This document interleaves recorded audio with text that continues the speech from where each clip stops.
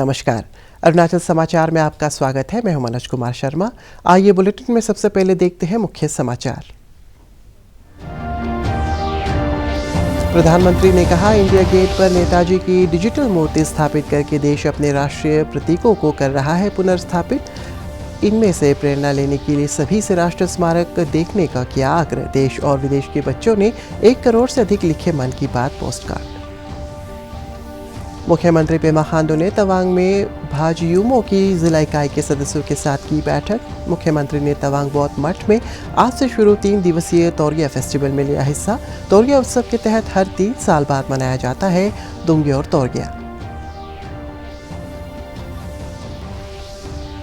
राष्ट्रपिता महात्मा गांधी की 74वीं पुण्यतिथि पर राष्ट्र उन्हें अर्पित कर रहा है श्रद्धांजलि। राष्ट्रपति रामनाथ कोविंद और प्रधानमंत्री नरेंद्र मोदी सहित कई गणमान्य व्यक्तियों ने दिल्ली स्थित राजघाट पर महात्मा गांधी की समाधि पर दी श्रद्धांजलि।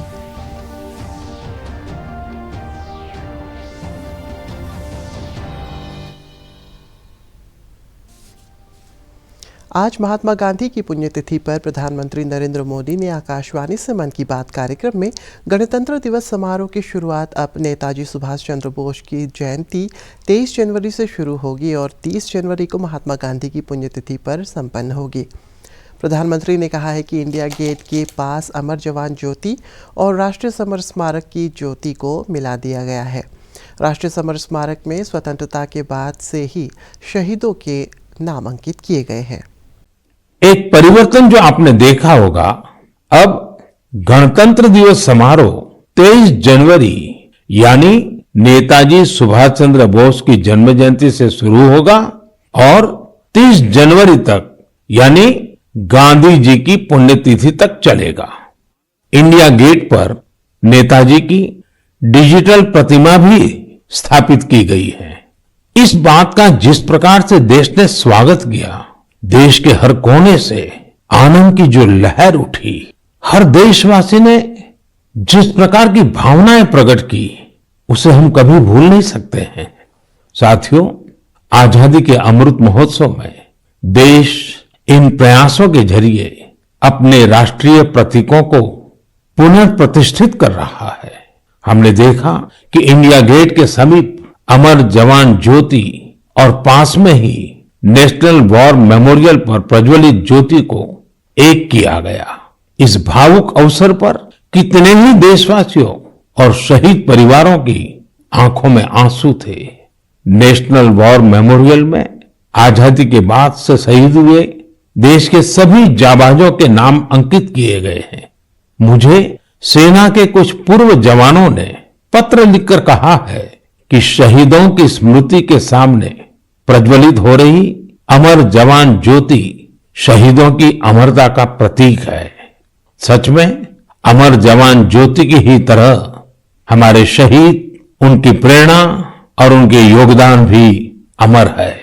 मैं आप सभी से कहूंगा, जब भी अवसर मिले नेशनल वॉर मेमोरियल जरूर जाएं, अपने परिवार और बच्चों को भी जरूर ले जाएं। यहां आपको एक अलग ऊर्जा और प्रेरणा का अनुभव होगा। आज महात्मा गांधी की पुण्यतिथि पर प्रधानमंत्री नरेंद्र मोदी ने कहा है कि 1 करोड़ से अधिक बच्चों द्वारा मन की बात पोस्टकार्ड के जरिए भेजे गए संदेश से पता चलता है कि देश के भविष्य के लिए नई पीढ़ी का दृष्टिकोण कितना व्यापक है। प्रधानमंत्री ने मन की बात के श्रोताओं के लिए पोस्टकार्ड पर लिखे कुछ संदेश भी पढ़कर सुनाए। असम में गुवाहाटी से रिद्धिमा स्वर्गियारी की लिखी है, कहा है कि स्वतंत्रता के 100 वर्ष पूरे होने पर ऐसा भारत देखना चाहती है जो दुनिया में सबसे स्वच्छ हो और आतंकवाद से पूरी तरह मुक्त हो। नरेंद्र मोदी को अमृत महोत्सव के अवसर पर देश के अलग अलग कोनों से करीब 1 करोड़ बच्चों ने पोस्टकार्ड और पत्र भेजे हैं। पीएम मोदी ने कहा कि इन पत्रों को पढ़कर उन्हें देश के भविष्य को लेकर बच्चों की सोच ने बेहद प्रभावित किया है। यही नहीं, उन्होंने क्रोएशिया के बच्चों के लिखे पत्रों का भी जिक्र किया और कहा कि दुनिया के सामने आज भारत का नया स्वरूप स्थापित हुआ है। मुझे 1 करोड़ से ज्यादा बच्चों ने अपने मन की बात पोस्टकार्ड के जरिए लिखकर भेजी है।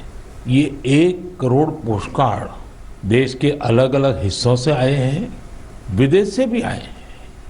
इन पोस्टकार्ड्स में इस बात के दर्शन होते हैं कि देश के भविष्य के लिए हमारी नई पीढ़ी की सोच कितनी व्यापक और कितनी बड़ी है।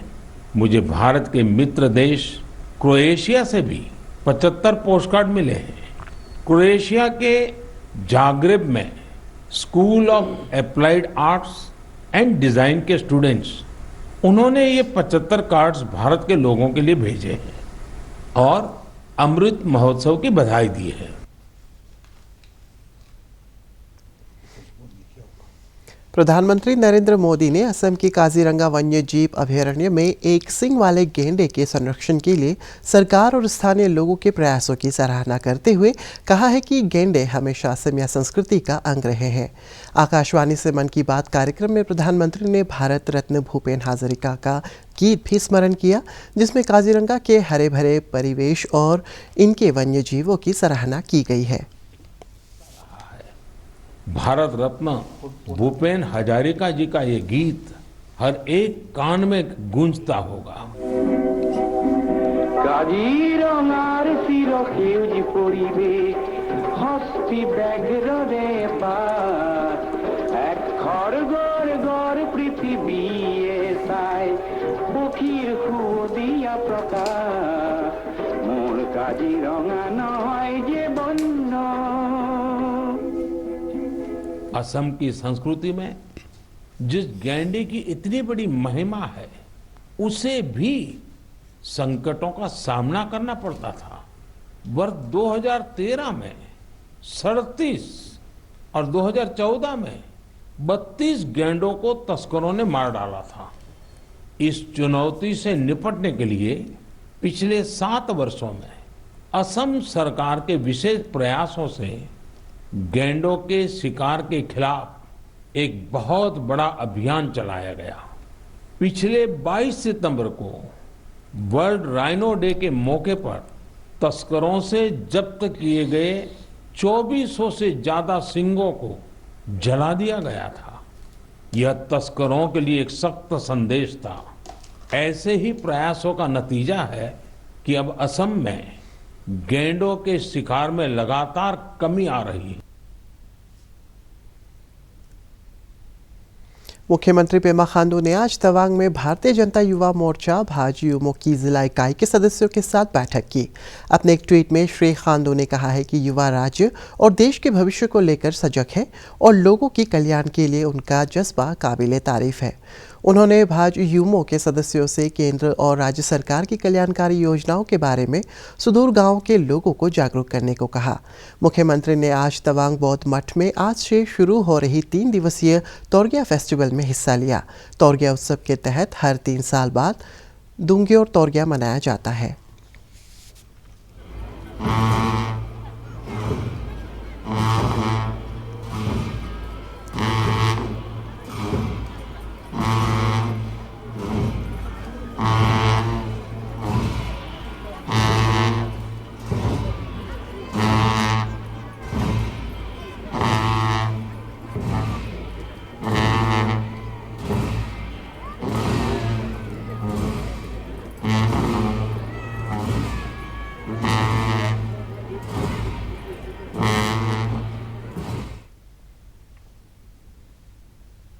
राष्ट्रपिता महात्मा गांधी की 74वीं पुण्यतिथि पर आज राष्ट्र उन्हें श्रद्धांजलि अर्पित कर रहा है।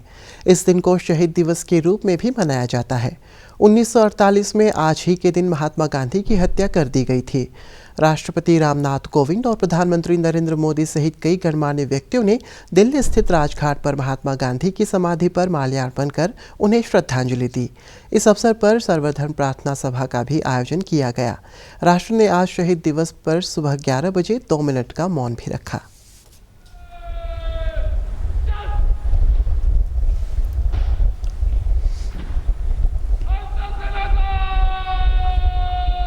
वीं पुण्यतिथि पर उन्हें देश की रक्षा की। पीएम ने कहा कि उनकी सेवा और वीरता को हमेशा याद किया जाएगा।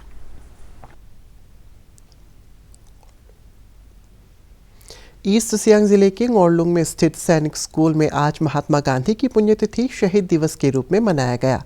कोविड दिशा निर्देशों का पालन करते हुए सैनिक स्कूल ईस्ट सियांग के प्रिंसिपल कमांडर प्रवीण कुमार पौला सहित विद्यालय के अधिकारियों, शिक्षकों और अन्य कर्मियों ने राष्ट्रपिता महात्मा गांधी की प्रतिमा पर पुष्पांजलि अर्पित किया और 2 मिनट का मौन रखा।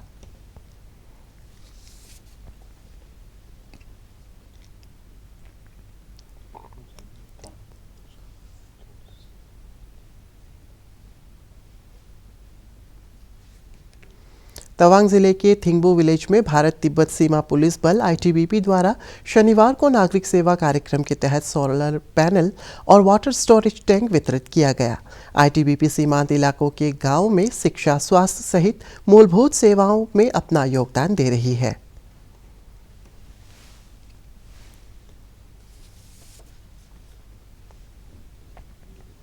संसद का बजट सत्र सोमवार यानी 31 जनवरी से राष्ट्रपति रामनाथ कोविंद के संसद के दोनों सदनों को संबोधित करने के साथ ही शुरू होगा। वित्त वर्ष 2021-22 का आर्थिक सर्वेक्षण बजट सत्र के पहले दिन रखा जाएगा और केंद्रीय वित्त मंत्री निर्मला सीतारमण 1 फरवरी को केंद्रीय बजट पेश करेंगी। संसद के दोनों सदनों में कोविड सुरक्षा मानकों का पालन सुनिश्चित करने के लिए पारी में काम करेंगे। ये नियम 2 फरवरी से लागू होंगे। राज्यसभा की कार्यवाही सुबह 10 बजे से दिन में 3 बजे तक और लोकसभा की कार्यवाही शाम 4 बजे से रात 9 बजे तक चलेगी। बजट सत्र का पहला भाग 11 फरवरी तक चलेगा। 1 महीने के अंतराल के बाद सत्र का दूसरा भाग 14 मार्च से शुरू होगा और 8 अप्रैल को सत्र संपन्न हो जाएगा। अरुणाचल प्रदेश के गृह मंत्री बामांग फेलिक्स ने शनिवार को कुरुंग कुमे जिले के कोलोरियांग में fire and emergency services station भवन का उद्घाटन किया। इस अवसर पर विधायक लोकम तासर, राज्य के पुलिस महानिदेशक RP उपाध्याय, जिला उपायुक्त, पुलिस अधीक्षक सहित कई विभागों के प्रमुख मौजूद थे।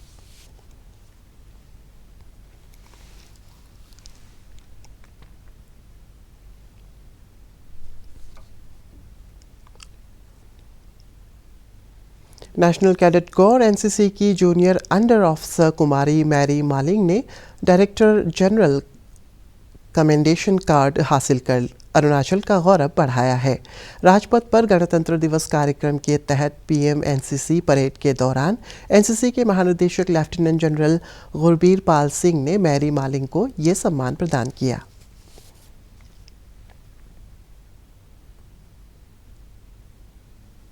राष्ट्रव्यापी टीकाकरण अभियान के तहत देश में अब तक 165 करोड़ 70 लाख से अधिक कोविड रोधी टीके लगाए जा चुके हैं। पिछले 24 घंटों में 2,34,281 कोविड के नए मामले दर्ज किए गए और 3,52,784 मरीज स्वस्थ हुए। इस दौरान कोविड से 893 रोगियों की मौत हो गई। देश भर में कोविड के सक्रिय मामलों की संख्या 18,84,937 है। इधर अरुणाचल प्रदेश में शनिवार को कोविड संक्रमण के 326 नए मामले सामने आए और 379 रोगी स्वस्थ हुए।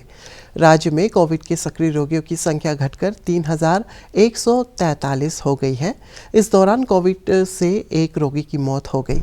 शनिवार को कोरोना जांच के लिए 1,276 सैंपल एकत्रित किए गए। इस दौरान 15 से 18 आयु वर्ग के 155 लाभार्थियों को कोविड टीके की पहली डोज, 18 वर्ष से अधिक आयु वर्ग के 366 लाभार्थियों को कोविड वैक्सीन की पहली और 565 लोगों को दूसरी डोज लगाई गई।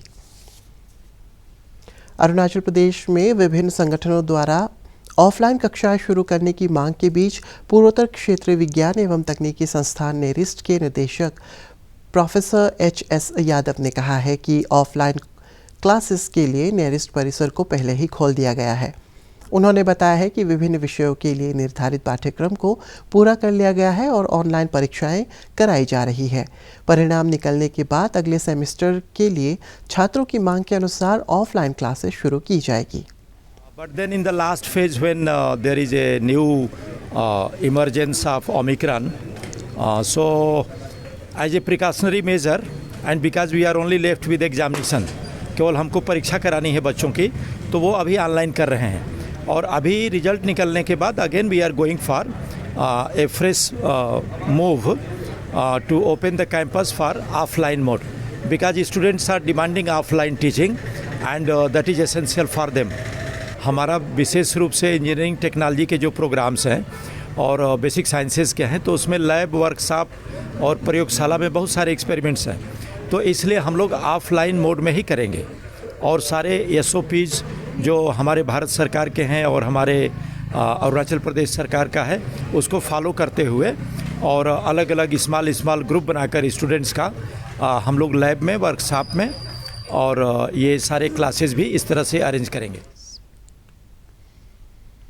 बेंगलोर की मीरा वेलांकर और तस्मीन मोहसिन ने अरुणाचल प्रदेश के अंजाव ज़िले के किबिथो से गत 27 जनवरी से साइकिल एक्सपीडिशन शुरू किया। पूर्व से लेकर पश्चिम तक पर्यावरण और फिटनेस के लिए साइकिलिंग को बढ़ावा देने के लिए इस अभियान के अंतर्गत मीरा वेलांकर और तस्मीन मोहसिन करीब 3800 किलोमीटर की दूरी तय कर गुजरात के कोटेश्वर पहुंचेंगी।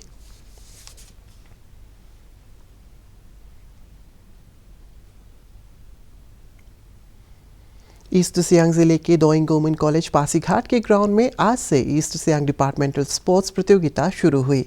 से नो टू ड्रग्स, से यस टू गुड हेल्थ के मोटो को लेकर आबोर यूथ एसोसिएशन फाउंडेशन द्वारा दोइंग वुमेन फुटबॉल अकादमी और जिला ओलंपिक संघ के सहयोग से आयोजित इस प्रतियोगिता के कई टीमें हिस्सा ले रही है।